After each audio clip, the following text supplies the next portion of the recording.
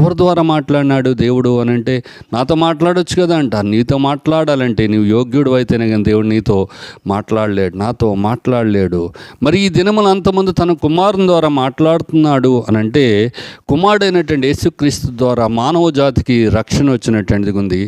మరి దేవుడు పరిశుద్ధుడు అన్న సంగతి తెలిసింది.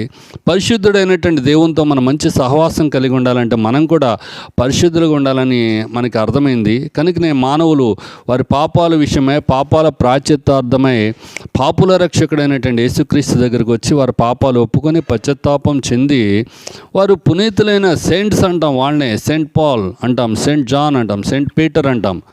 ఆ స్కూల్స్, ఆ పేర్లు పెట్టబడిన స్కూల్స్లో మనం చదువుకుంటున్నాం. ఆ రోడ్లు, ఆ పేర్లు పెట్టబడిన రోడ్ల మీద మనం తిరుగుతున్నాం. ఆ పేర్లను ఉచ్చరిస్తున్నాం, కానీ ఆ పేర్లకు ఉన్నటువంటి మూల అర్థాలు ఏంటో మనం గ్రహించలేకుండా ఉన్నటువంటి వారు ఉన్నాం. ఇది మనకు దురదృష్టకరం. మరి యెషయా